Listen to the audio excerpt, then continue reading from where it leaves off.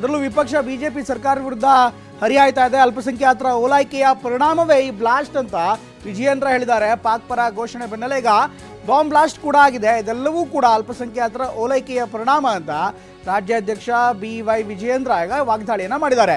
ಇದರ ತನಿಖೆಯನ್ನ NIAಗೆ ವಹಿಸಲು ಬಿಜೆಪಿ ಆಗ್ರಹ ಮಾಡ್ತಾ ಇದೆ. ಇದನ್ನ ಕೂಡಲೇ NIA ತನಿಖೆ ಕೊಡಬೇಕು. ವಿಜಯೇಂದ್ರ ಹಾಗೂ ಅಶೋಕ್ ಜಂಟಿ ಒಂದು ಸುದ್ದಿಗೋಷ್ಠಿಯನ್ನ ಮಾಡಿದ್ರು. ಈ ಸಂದರ್ಭದಲ್ಲಿ ವಿಜಯೇಂದ್ರ ಕಾಂಗ್ರೆಸ್ ವಿರುದ್ಧ ಹರಿಹಾಯ್ದಿದ್ದಾರೆ. ಅಲ್ಪಸಂಖ್ಯಾತರ ಓಲೈಕೆ ಮಾಡಿರೋದ್ರಿಂದಲೇ ಇದೆಲ್ಲದರೂ ಕೂಡ ಆಗ್ತಾ ಇದೆ, ಇದರ ಪರಿಣಾಮ ಅನ್ನುವಂಥ ಮಾತನ್ನ ಹೇಳ್ತಾ ಇದ್ದಾರೆ.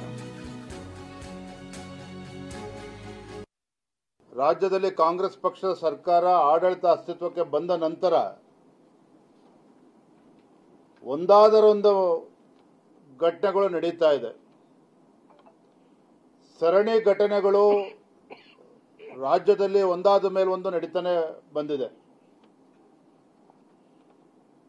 ಮಂಗಳೂರಿನಲ್ಲಿ ಕುಕ್ಕರ್ ಬ್ಲಾಸ್ಟ್ ಇಂದ ಶುರುವಾಗಿರ್ತಕ್ಕಂಥ ಘಟನೆಗಳು, ಶಿವಮೊಗ್ಗದಲ್ಲಿ ಟಿಪ್ಪು ಜಯಂತಿಯ ಮುಖೇನ ಹಿಂದೂ ಮನೆಗಳಿಗೆ ನುಗ್ಗಿ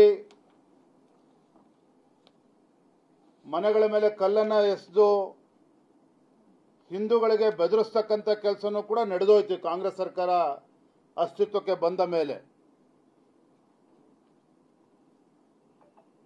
DJ ಹಳ್ಳಿ KJ ಹಳ್ಳಿ ಪ್ರಕರಣದಲ್ಲಿ ಸ್ವತಃ ಕಾಂಗ್ರೆಸ್ ಪಕ್ಷದ ಶಾಸಕ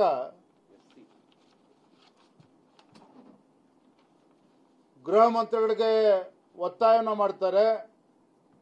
ಯಾರು DJ ಹಳ್ಳಿ KJ ಹಳ್ಳಿ ಪ್ರಕರಣದಲ್ಲಿ ಭಾಗಿಯಾಗಿದ್ದಾರೆ ಅಮಾಯಕರ ವಿರುದ್ಧ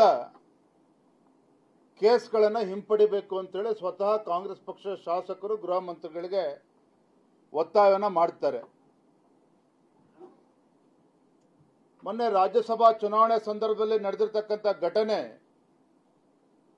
ಎಲ್ಲರನ್ನೂ ಕೂಡ ಕೇವಲ ರಾಜ್ಯದಲ್ಲಷ್ಟೇ ಅಲ್ಲ, ದೇಶದಲ್ಲಿ ಘಟನೆ ಬೆಚ್ಚಬೀಳಿಸಿದೆ. ಪ್ರಜಾಪ್ರಭುತ್ವದ ದೇಗುಲ ವಿಧಾನಸೌಧದ ಒಳಗಡೆ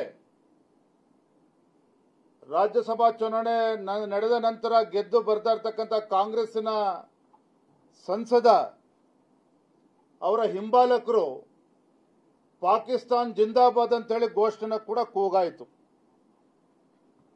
ಇವೆಲ್ಲವನ್ನೂ ಸಹ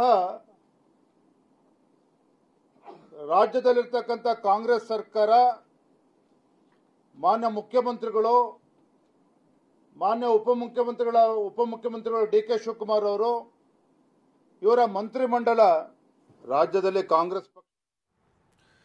ಇದು ವಿಜಯೇಂದ್ರ ಅವರು ಹೇಳ್ತಾ ಇರುವಂಥ ಮಾತು. ಒಟ್ಟಿನಲ್ಲಿ ಎಲ್ಲ ಬೆಳವಣಿಗೆಗಳನ್ನ ಗಮನಿಸ್ತಾ ಇದ್ರೆ ಕಾಂಗ್ರೆಸ್ ಸರ್ಕಾರದ ಓಲೈಕೆ ರಾಜಕಾರಣವೇ ಇದೆಲ್ಲವೂ ಕೂಡ ಆಗಿರೋದಕ್ಕೆ ಕಾರಣ ಅನ್ನುವಂಥ ಮಾತನ್ನು ಹೇಳ್ತಾ ಇದ್ದಾರೆ. ಜೊತೆಗೆ ಸಾಕಷ್ಟು ಉದಾಹರಣೆಗಳನ್ನು ಕೂಡ ಕೊಡ್ತಾ ಇದ್ದಾರೆ. ಕೊಡಗುಲ್ಲಿ ಯಾವ ರೀತಿ ಘಟನೆ ಆಯಿತು, ಅದರ ಜೊತೆಗೆ ಟಿಪ್ಪು ಜಯಂತಿ ವಿಚಾರವನ್ನು